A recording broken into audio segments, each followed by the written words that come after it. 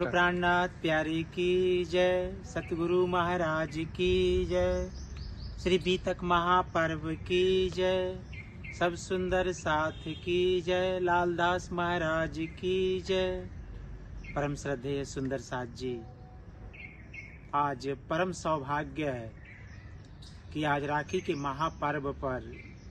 आप सभी से हमें रूबरू होने का सौभाग्य प्राप्त हो रहा है और हम सब उस अखंड परम धाम की लीलाओं का अवलोकन करते हुए महाराजा छत्रसाल जी से आज हम मिलान स्वामी जी से मिलन के उपलक्ष्य पर आज हम आप सभी को बीच में चर्चा रखने का मैं प्रयास करूंगा। लालदास जी महाराज का हम याद करते हुए उनके चरणों में प्रणाम करते हुए आप सभी सुंदर साथ को कोटि सौ बार प्रणाम करते हुए आज इस महापर्व में राखी के शुभ अवसर पर आज हम सब यह आत्मा बनाम परमात्मा के बीच की जो कड़ी है, मिलन है, इसके बारे में हम आज जानने का प्रयास करेंगे क्योंकि आज बड़ा शुभ दिन है। आज रक्षाबंधन है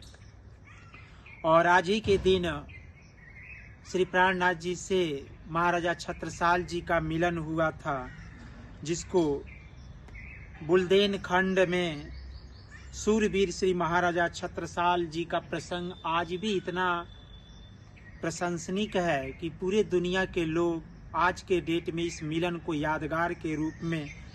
मनाया करते हैं और यह परम सौभाग्य ब्रह्म सृष्टियों के लिए भी है, हम सभी का भी है कि आज का जो मिलन का हम लोग जो याद करते हैं तो हम सभी की भी आत्मा जागृत होकर के उस पर ब्रह्म परमात्मा का मिलन बंगला जी के दरबार में हम सभी की आत्मा जाकर के वहाँ पे अंतःकरण को प्रकट करके हम सभी का भाव उजागर हो जाता है। और आज ही के दिन बीतक साहब के अवतरण का भी स्थान बंगला जी में है, आज ही के दिन अवतरण भी हुआ था, तो इसको हम लोग यादगार के पल में बना करके और इसको याद रखेंगे। कि साथ जी मैं आपको बताऊं कि प्राणनाथ जी 5000 जमात के साथ भारत के विभिन्न स्थानों में भ्रमण करते हुए शाकुंडल और शाकुमार सखी को ढूंढते हुए जागनी का कार्य संभालते हुए वह पन्ना से मऊ में पधारते हैं और वहां पर एक तिंदुनी गांव जाने के लिए तैयारी करते हैं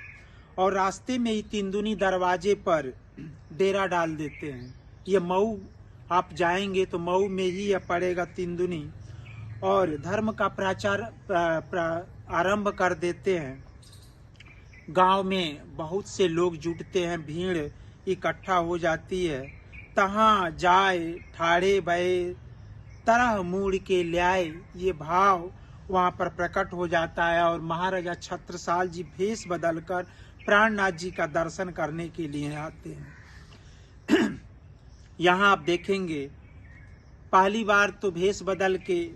दूसरी बार शिकारी के भेष में प्राणनाथ जी के दर्शन करने के लिए आते हैं और चर्चा सुन करके प्राणनाथ जी को वह जाते हैं। और तीसरी बार जब छत्रसाल जी शांत होकर प्राणनाथ जी को देखा और सनातन हिंदू धर्म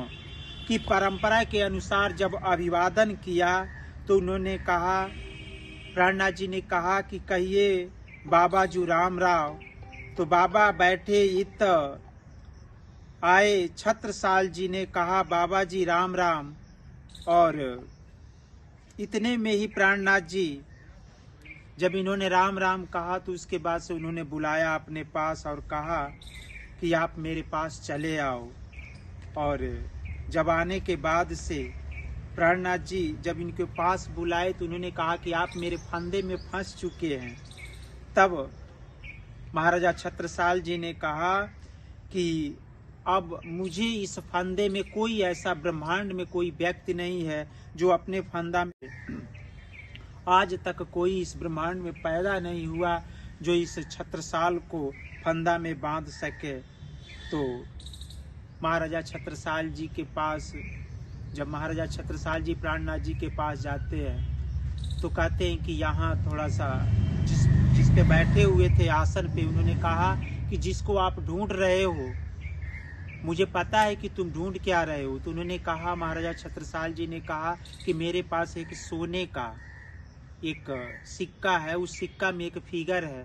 जो बचपन में मुझे प्राप्त हुआ था, और इसका कोई जोड़ा लगा देगा वही मेरा गुरु होगा, वही आध्यात्मिक हमको शांति दे सकता है। तो प्राणनाथ जी ने जिस पर बैठे हुए थे उसको उठा करके कहा कि इसको उठा करके देखो। जब ही उन्होंने उठा के देखा तो देख रहे हैं कि कई 100 सिक्का सेम टू सेम ऐसे पड़ा है। उसी दिन महाराजा छत्रसाल जी जान जाते हैं कि यही हमारे आत्मा के प्रियतम हैं, और इनके चरणों में गिर करके दंडवत प्रणाम करते हैं और इनसे दीक्षा ले लेते हैं। तो प्यारे सुंदर साथ जी, यहाँ भी हम सब संसार में ये आज ही का वह दिन है, वह राखी का ही वह त्योहार था, और उसी दिन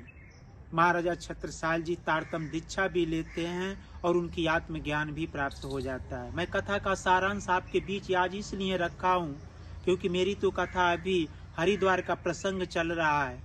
लेकिन प्यारे सुंदर साथ जी आज ऑटोमेटिक मतलब ये भाव आ जाने पर, राखी का त्योहार आ जाने पर मैं आपको सारांश में इस कथा को डालने का प्रयास किया कि आज परम सौभाग्य है कि महाराजा छत्रसाल जी और स्वामी प्राणनाथ जी से आज मिलन होता है। उसी तरह आप भी आज मंदिर में जाएं और सभी सुंदर साथ से गुरु से मुलाकात करें, जिससे आपका भी आत्मिक बोध होगा। आपका भी आज जैसे एक भाई बहन का मुलाकात होता है, जो भाव आज बनता है वही भाव सुंदर साथ आप अपने अंदर बनाएं। निश्चित तौर पर आपकी आत्म जागृति होगा। इन्हीं शब्दों के साथ आप सभी के चरणों में कोटि सवार प्रणाम प्रणाम प्रणाम।